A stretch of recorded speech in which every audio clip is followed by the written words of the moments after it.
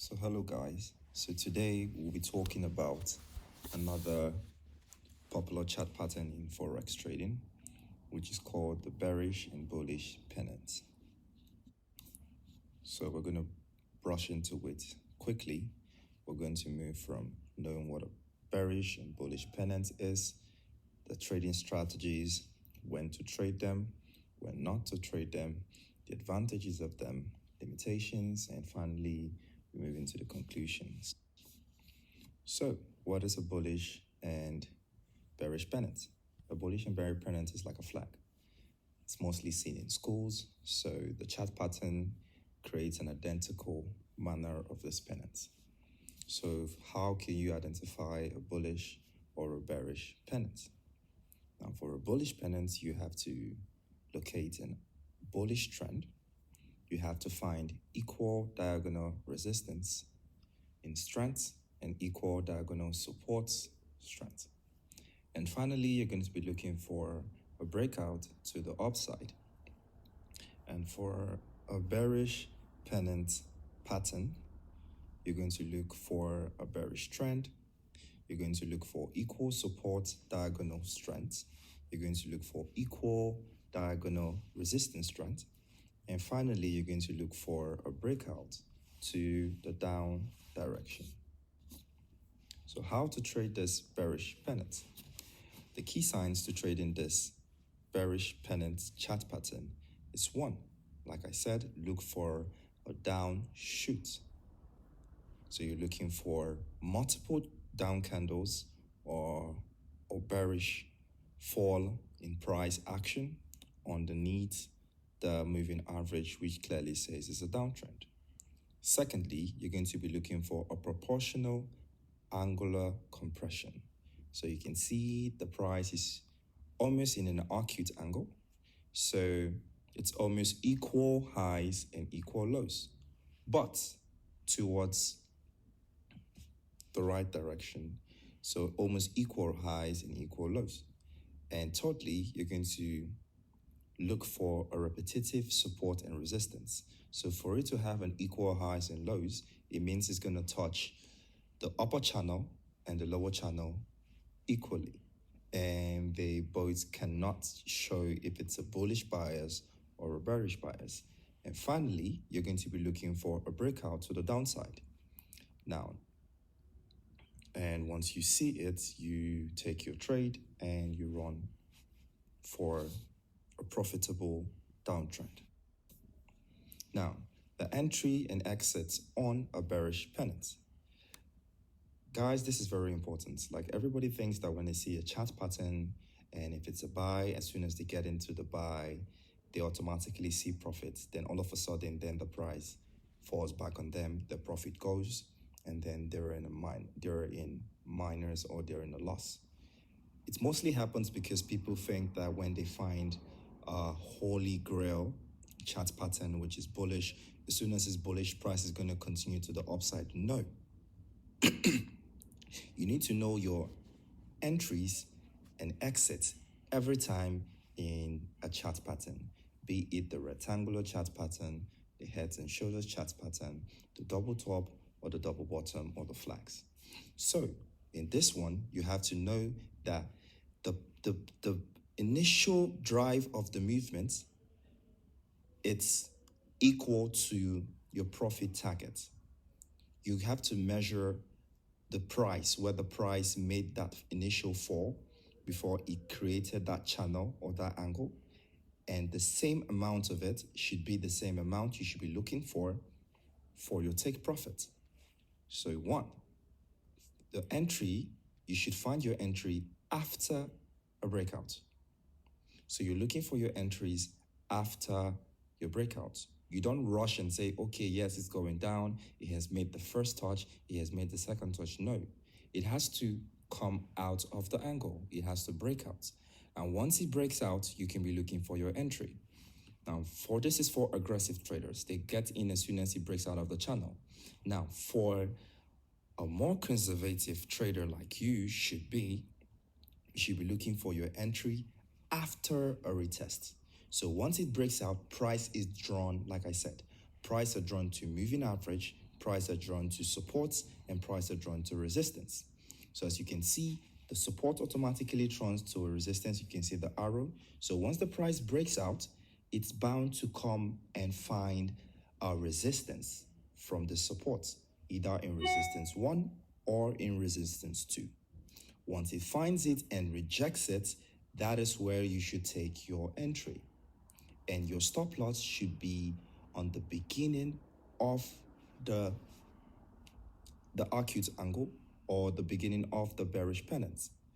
Where the bearish pennant originated from should be where your stop loss is, because there are other resistance on top of it. So it's more like a bridge. So you should have your stop loss on top of it. You shouldn't put your stop loss on where the last candle started forming. No, you probably get stopped out and you go in your direction. And it makes you crazy, and then you think the market is after you.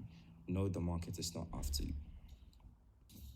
So how to trade a bullish pennant? Like I said, the same thing. The key signs you should be looking for is an offshoot and multiple bullish candles. And secondly, you're looking for a proportional angle compression. So the price has to be compressed proportionally, so you'll be looking for more of an acute angle. And thirdly, you're going to be looking for a repetitive support and resistance in this channel. And thirdly, you're going to be looking for a breakout to the upside. And once you have that, you take in your entry, and you go bullish, and you ride in your profits. And like I said, like for the bearish, is the same thing for the bullish. You need to know your entries and exits in this chart patterns. So, 1, you have to look for the entry after the breakout. It must come out of this channel. Please, it must come out of the channel before you take it. Why are you in a hurry? You have no reason to be in a hurry. I mean, if it's real money, you have no reason to be in a hurry. It's not like you're purchasing a pair of sneakers. I mean, like, you have to wait for a confirmation. So it has to break out. So once it breaks out, you take your entry. And that is for more aggressive traders. Now, for a more conservative traders, you have to wait for a retest. Wait for the price to find a support or a resistance in a specific, in the zone. Like I said, I drew, you can see I drew where the line touched the angle of the pennant and goes down. That is a support. That is a resistance on support. And then the second line is a resistance on support. So you're going to wait for price to come and fall on one of those lines. When it touches the support and bounces off of it, you are sure that it's a confirmation of the bullish pennant.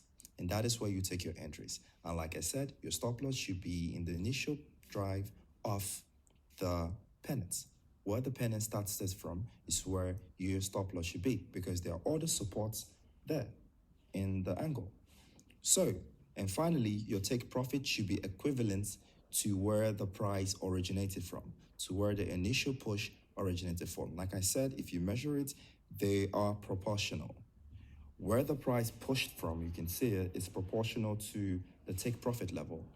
After that, you should get out of the trade, because the price are most likely bound to reverse, because they're not there to do charity work.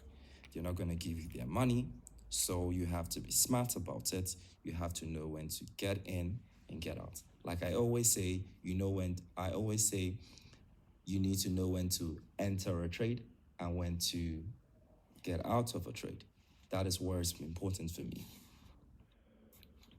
And when not to trade a bearish pennant. Like I always say, it's always like every other chart pattern. You don't trade against moving average, either a support or resistance. Secondly, you don't trade against psychological support and resistance. Psychological support and resistance are areas to which in bigger time frame, like 4 hours, 1 day, 1 month, those areas are very, very vital. These are where the hedge fund traders, where the big market players play. So when you're in those areas, when you're in those zones, no matter how you see this chart pattern, please avoid it. It's not going to work. And, when the price action between the channel it's far apart, it's no longer a pennant because it has to be compressed.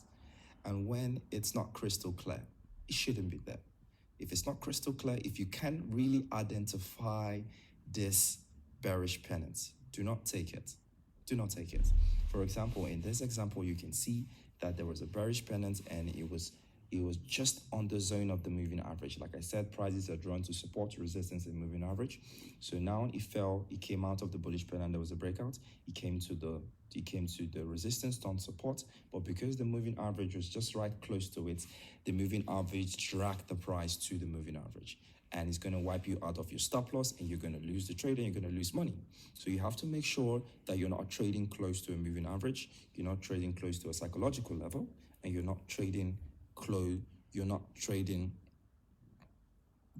not taking that trade if it's far apart. It has to be clustered. So you know there's a compression. You know that is an actual pennant. If it's not crystal clear, do not take it. Now, finally, how to trade a bullish pennant with an RSI. Like I said, you always need more confirmations. So aside the price breaking out, you want to make sure that there is momentum, that this pennant or this price chart or chart patterns are going to work. So for you to figure this out, you need to have a momentum indicator. It's not a must to use RSI. RSI is my favorite, but you can use stochastic, like I showed on my chart. It's there. You can watch my previous class. You can use stochastic. You can use MACD and more. So I want to quickly finish up with this class. I don't want to spend much time. So you're going to look for an upshoot, bullish candles, like I said. Secondly, a proportional angle compression. For example, like an arcade angle. And then you have to have a repetitive support and resistance to show that there's a compression in this channel. And then finally, you look for a breakout to the upside. And then for your confirmation with the RSI, you have to look and see what is happening with the momentum. As you can see in the bullish trend, it pushed up. You can see we are close to the overbought zone. And in the compression, while the price is being compressed, you can see the price falling down. And once it breaks out, it goes to the upside, and then it reverses to where the support is. And the price comes down, and then it pushes up. Then you know, yes. And you can see there's an angular bullish shape confirmation to show that it's actually bullish. So you can tell with the RSI that you're going to be profitable in this trade. And for a bearish, same thing, downshoot, bearish candles, proportional angle compressions, like more like an arcade angle, a repetitive support and resistance, a breakout to the downside, and like I said, you have to wait for a retest. When it comes and changes the support to a resistance is where you take your entries, and then you look at your RSI. The RSI shows that we are in an oversold position, so they're obviously going to be a reversal. And then the price gets into the compression zone, where is the pennant zone, and then you can see a rejection on the 50%. So when there's a rejection on the 50%, it obviously says that if it goes above 50, it's bullish. If it goes below 50, it's bearish. And if it rejects the 50, then clearly it's bearish. So you can see that, yes, the support in the pennant turned to resistance. And as you can see, it rejected the 50 to confirm, yes, that this support on resistance is going to hold. And then you're going to ride your downtrend for a while. And boom, you make your profit, you get out of the markets, and you're happy. So I'll see you in the next class.